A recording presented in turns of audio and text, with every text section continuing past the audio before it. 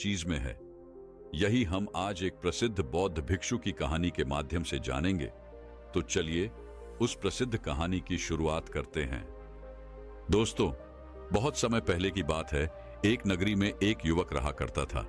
कहने को तो उसके पास सब कुछ था, माता पिता, बच्चे, पत्नी, रहने के लिए अच्छा घर, खाने के लिए अच्छा भोजन, पहनने के लिए अच्छे कपड़े। लेकिन फिर भी वह हमेशा चिंतित रहता, परेशान रहता। वह अच्छा कमा भी लेता था, लेकिन फिर भी उसे चैन नहीं था। उसके मन को सुकून नहीं था। वह हमेशा बेचैन रहता और सुकून की तलाश में रहता। वह अपने आसपास के कुछ लोगों को हमेशा घूमते फिरते देखता, हमेशा खुश रहते देखता। उसे लगता कि शायद जीवन का असली सुकून घूमने फिरने में है, मजे करने में है और खुश रहने में है। मित्रों के साथ अलग अलग जगहों पर घूमने जाना, मौज मस्ती करना, यही जीवन का सुकून है। तभी एक दिन उस व्यक्ति की मुलाकात एक ऐसे व्यक्ति से हुई जो हर दिन केवल घूमा करता, मौज मस्ती किया करता। इसके अलावा उसके पास और कोई काम नहीं था। उस युवक ने उस घूमने वाले व्यक्ति से कहा, मित्र, तुम्हें घूमने फिरने में तो बहुत आनंद आता होगा। हर जगह नई नई चीजें देखने को मिलती होंगी, हर जगह कुछ नया सीखने को मिलता होगा।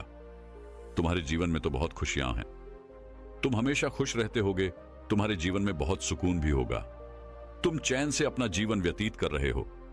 तभी उस घूमने फिरने वाले व्यक्ति ने उस दूसरे व्यक्ति से कहा, नहीं मित्र, ऐसे बिना मकसद के इधर उधर घूमना, इसमें मुझे कोई आनंद नहीं आता, इसमें मुझे कोई सुख नजर नहीं आता और ना ही मैं चैन से रह पाता हूं।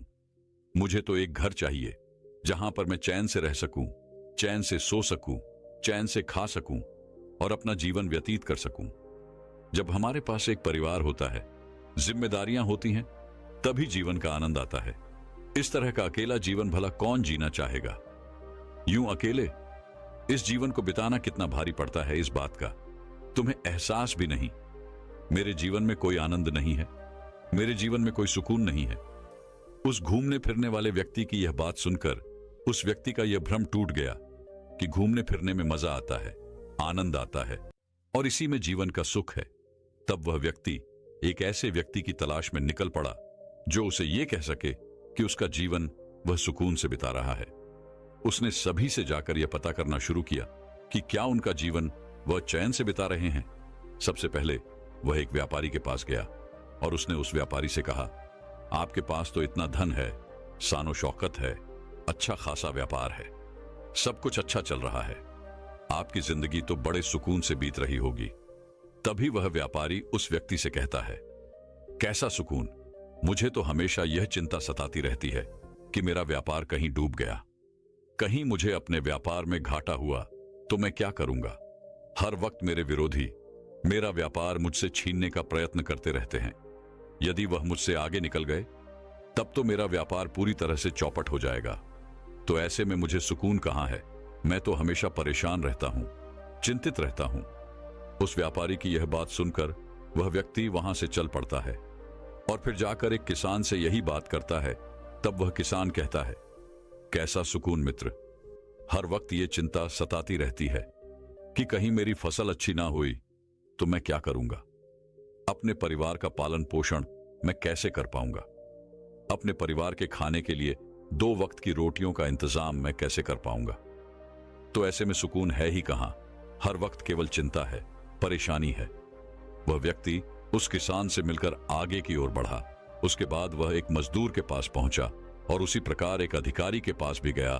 जहां जहां वह जा सकता था, जहां जहां वह सोच सकता था, वह सबके पास गया, लेकिन उसे कहीं भी कोई भी ऐसा व्यक्ति नहीं मिला जो यह कह सके कि उसके जीवन में खुशियां हैं, उसके जीवन में वह सुकून है और वो अपने उस जीवन को बड़ी ही सुकून के साथ जी रहा है और उसे अपने जीवन में अब कुछ नहीं चाहिए। जो कुछ चाहिए था वो उसे मिल चुका है। जब वह सबसे मिलकर थक चुका और उसे कोई ऐसा व्यक्ति नहीं मिला, तब वह राजा के पास पहुंचा और उसने राजा से कहा, है महाराज, यदि आपकी आज्ञा हो तो मैं आपसे एक प्रश्न पूछना चाहता हूं।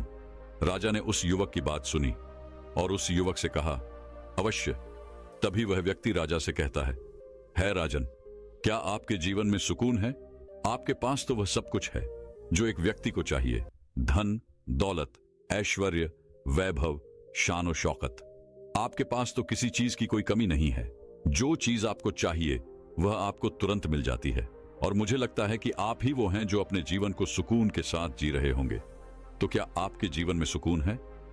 राजा उस युवक की यह बात सुनकर जोर से हंस पड़ा और कहने लगा, युवक, जो सुकून तुम अपने जीवन के लिए ढूंढ रहे हो वही तो हम भी ढूंढ रहे हैं। कहने को तो हमारे पास सब कुछ है, पर हमेशा कुछ ना कुछ कमी लगी ही रहती है। बस वही छोटी सी कमी हमारे जीवन का सुख, चैन सब लूट कर चली जाती है। लेकिन यदि तुम्हें कहीं सुकून मिल जाए तो मुझे भी अवश्य बताना, क्योंकि हमें भी अपने जीवन में सुकून की सख्त आवश्यकता है। हम भी अपने जीवन को चैन से जीना चाहते हैं। राजा की यह बात सुनकर वह युवक निराश होकर वापस घर की ओर लौट रहा था और उसे यह भी यकीन हो चुका था कि किसी भी मनुष्य के जीवन में कभी भी सुकून जैसी कोई चीज नहीं हो सकती। एक मनुष्य हमेशा अधूरा ही रहता है, वह हमेशा बेचैन ही रहता है। उसकी इच्छाएं कभी पूरी नहीं हो सकती, वह कभी भी तृप्त नहीं हो सकता। वह यह सोचता हुआ अपने घर की ओर आगे बढ़ रहा था कि तभी उसने एक वृक्ष देखा।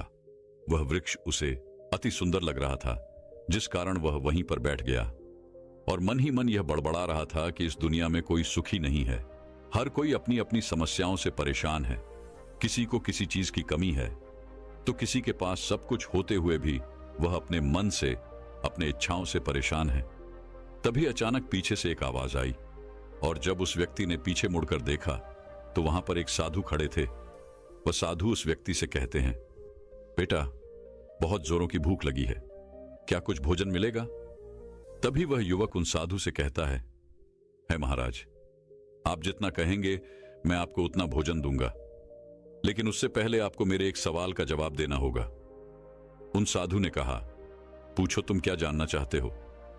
तभी वह युवक उन साधु से कहता है महाराज, मैं तो बस इतना जानना चाहता हूं कि क्या इस सृष्टि में कोई ऐसा व्यक्ति है जिसके जीवन में सुकून है? मैंने बहुत तलाश की, मैंने कई लोगों से बात की, उनके बारे में जाना, उनके जीवन के बारे में जाना, लेकिन हर कोई एक ही बात कहता है कि वह अपनी कुछ ना कुछ समस्याओं से हमेशा परेशान ही रहते हैं। उन्हें एक पल के लिए चैन नहीं है। यहां तक कि मैं राज्य के राजा के पास भी गया था, उन्होंने भी यही बात कही कि किसी न किसी चीज की कमी के कारण हमेशा मन बेचैन रहता है, इसे एक पल के लिए चैन नहीं रहता। तभी वह साथ उस युवक की इस बात का जवाब देते हुए कहते हैं, बेटा, तुम गलत खोज रहे हो। इस सृष्टि में जितने भी व्यक्ति हैं सभी के पास सुकून है। यह बात सुनकर वह व्यक्ति चौंक उठा और उन साधु से कहता है, यह आप क्या कह रहे हैं?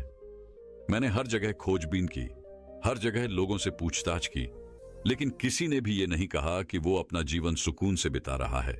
और दूसरों की बात क्या करना, मैं तो खुद अपने जीवन में किसी ना किसी इच्छाओं को लेकर, किसी ना किसी परिस्थितियों को लेकर हमेशा चिंतित ही रहता हूं।